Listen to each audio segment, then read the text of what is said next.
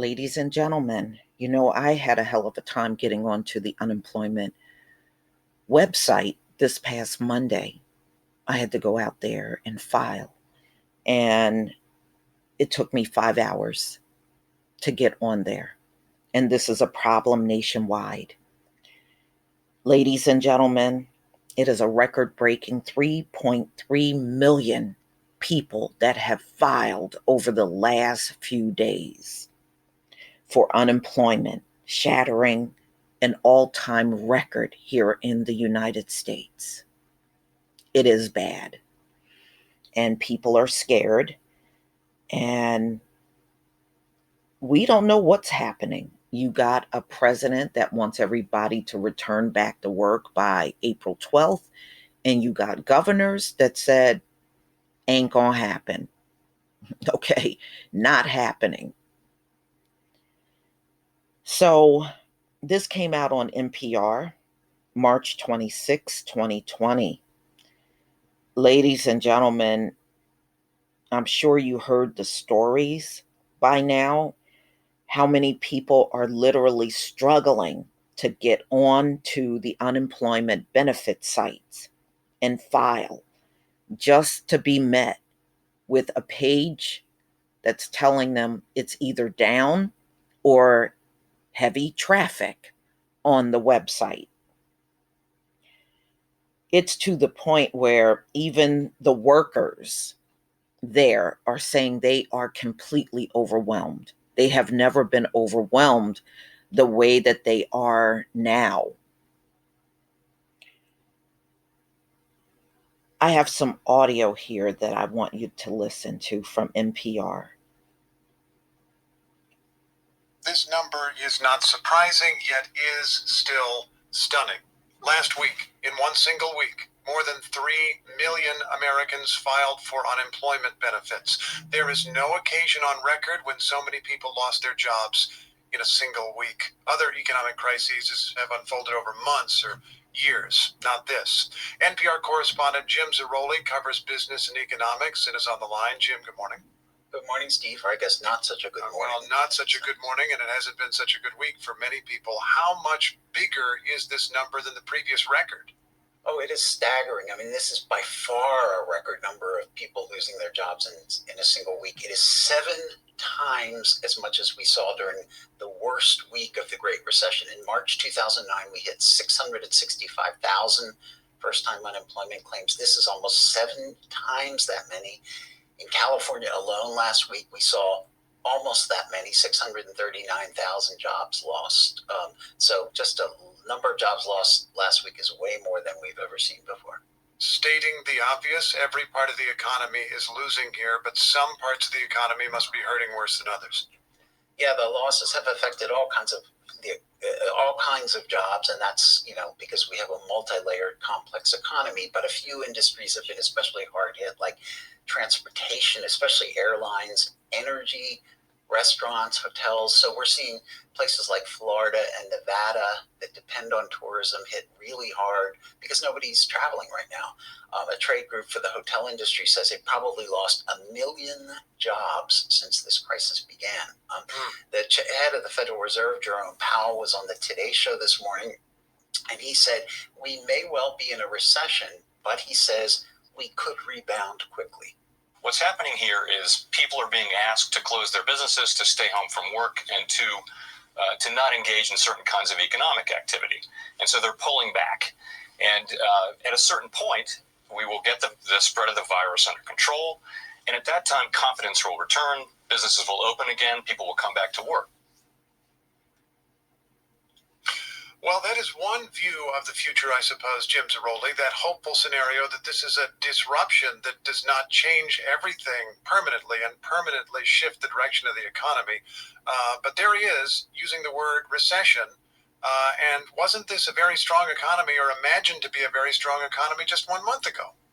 Yeah, it certainly was. I mean, remember, before the virus struck, we were in the middle of a really strong job market. We had a 3.5% unemployment rate in February. Now the St. Louis Fed is saying we could see unemployment go to 30% in the next month or so, though they say it will come down pretty quickly. I just want to mention, Jim Zaroli.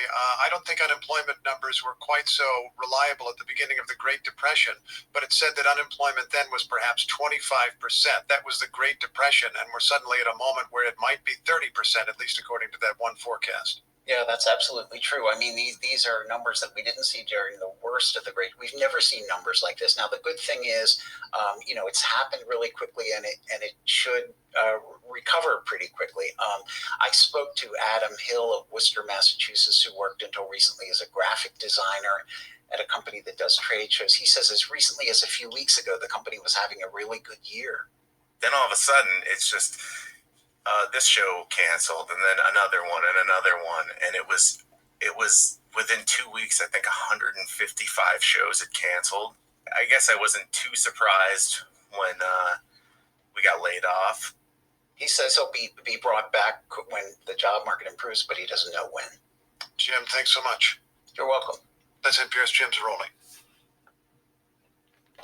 So there you have it. They may be hopeful, but we don't know what's happening.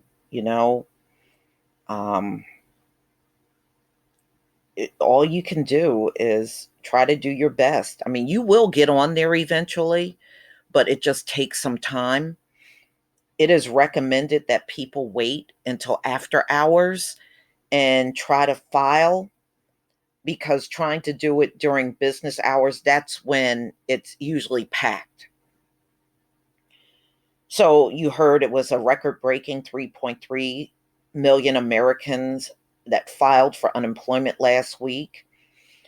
And, a lot of the businesses that are considered non-essential are shut down around the country. The Labor Department reported Thursday was one of the first official indicators of how many people suddenly been forced out of work nationally.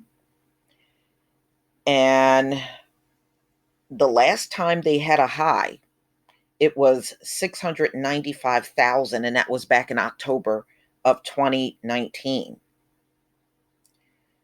So they have been slammed. It is no doubt about it. The staggering jobless claims figure was well above the level seen during the darkest days of the Great Recession. And the worst isn't over, economic forecasters say. The crisis has cut a giant swath through the energy, travel, transportation, hotel, and restaurant sectors, with large and small businesses suddenly forced to furlough employees. States heavily impacted on tourism, Nevada and Florida, as well as oil and gas towns like Midland, Texas, will be especially hard hit, but the damage will be most felt everywhere, according to the Brookings Institution report. The hotel industry alone has lost 1 million jobs this month. Wow. That's a lot of people. And yes, that is huge.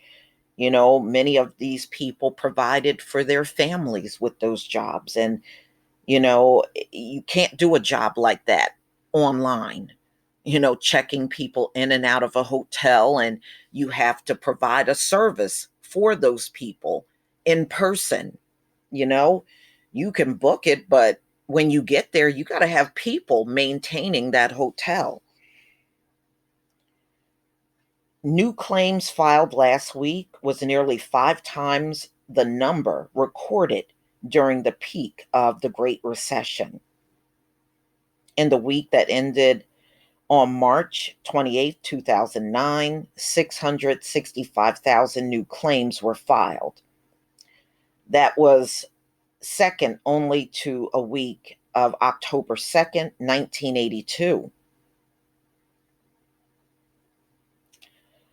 Well, this is really unique to those different eras where it was more of an economic crash.